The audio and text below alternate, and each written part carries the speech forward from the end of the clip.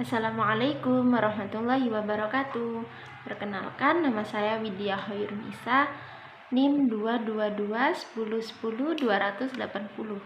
Di sini saya akan sedikit menjelaskan tentang fonologi fonetik untuk memenuhi tugas ujian tengah semester saya. Baik, yang pertama yakni pengertian fonologi fonetik. Istilah fonologi sendiri berasal dari bahasa Yunani, yaitu pon atau bunyi, dan logos, yaitu ilmu. Jadi, fonologi merupakan cabang ilmu linguistik yang mempelajari bunyi bahasa secara umum.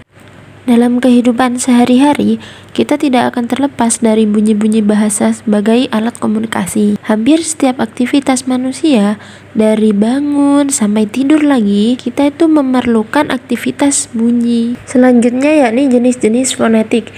Yang pertama, fonetik akuistik. Fonetik akuistik yaitu menyelidiki bunyi bahasa menurut aspek-aspek fisiknya sebagai getaran suara, atau dengan kata lain, ilmu ini mempelajari gelombang suara dan bagaimana mereka didengar oleh telinga manusia. Yang kedua yakni fonetik auditori. Fonetik auditori yaitu menyelidiki cara penerimaan bunyi-bunyi bahasa oleh telinga sebagai persepsi bahasa, atau disebut ilmu yang mempelajari persepsi bunyi dan terutama bagaimana otak mengolah data yang masuk sebagai suara. Dan yang ketiga, fonetik organis. Fonetik organis yaitu menyelidiki bagaimana bunyi-bunyi bahasa dihasilkan oleh alat-alat suara bicara, disebut dengan ilmu yang mempelajari posisi dan gerakan bibir, lidah, dan organ-organ manusia lainnya yang memproduksi suara atau bunyi bahasa tersebut. Alat-alat pengucap. Alat-alat pengucap dibagi menjadi 3 komponen. Yang pertama komponen subglotal, dan yang kedua komponen laring, ketiga komponen supraglotal.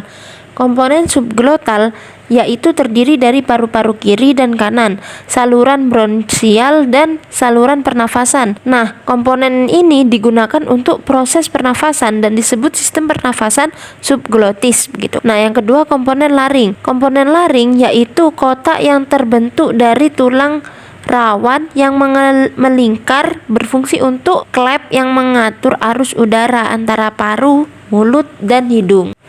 Dan yang ketiga yakni komponen supraglotal. Komponen ini yaitu alat ucap di dalam rongga mulut dan rongga hidung, baik yang menjadi artikulator aktif maupun artikulator pasif. Selanjutnya cara fonasi.